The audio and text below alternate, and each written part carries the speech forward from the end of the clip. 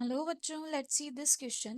Which of the following pairs of physical quantities may be represented in the same unit? Option A, heat and temperature. Option B, temperature and mole. Option C, heat and work. And option D, specific heat and heat.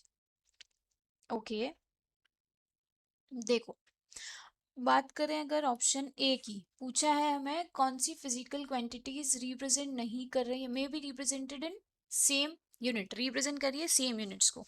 ठीक, तो सबसे पहले अगर मैं यहाँ देखती हूँ heat और टेम्परेचर के बारे में, तो देखो हीट जो होती है, heat is the amount of, is the amount of energy,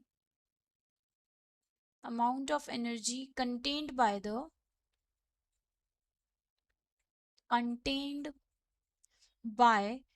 the particular body। ठीक है, और इसी वजह से इसकी जो यूनिट होती है, it has the unit as joule. ठीक है, तो ये तो हो गई इसकी यूनिट जूल। बट अगर मैं बात करती हूँ at the same time temperature की,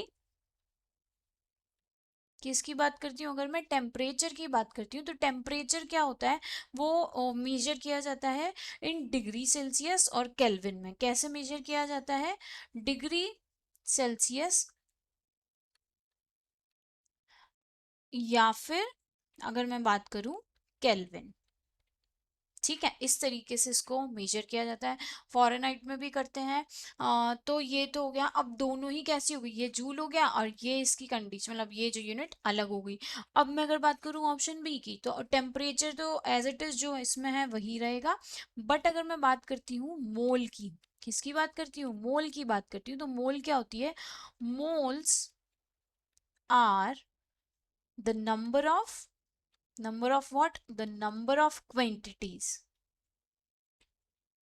कितनी क्वांटिटीज है।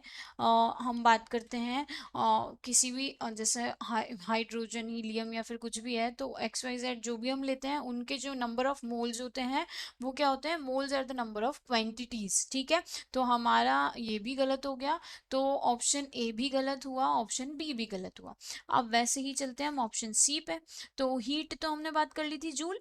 अब बात अगर मैं करती हूँ वर्क की, तो वर्क क्या होता है, work is the other hand is also the amount of energy, also the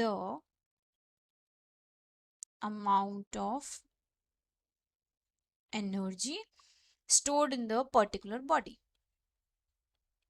stored in the particular body। ठीक है, तो इसी वजह से क्या हो जाता है, इसकी भी जो यूनिट होती है, so it also has the unit as joule। ठीक है, ये हो गया। तो ये दोनों जो है वो उसकी यूनिट्स जो है वो सेम है। अब बात करते हैं ऑप्शन डी की, स्पेसिफिक हीट के बारे में बात करेंगे। तो स्पेसिफिक हीट की जो यूनिट होती है बच्चों, वो होती है हमारी जूल पर केजी डिग्री सेल्सियस। ओके, तो ये तो हमारी इसकी यूनिट हो गई। अब हम बात करते हैं, यहाँ तो है टेम्परेचर की क्या होती है, ये कुछ होती है, और ये है हमारी जूल पर केजी डिग्री सेल्सियस। ठीक है, तो ये भी कैसा हो गया, अलग हो गया ना। तो हमारा ऑप्शन कौन सा हो जाएगा, बिल्कुल सही ऑप्शन सी होगा। Best of luck.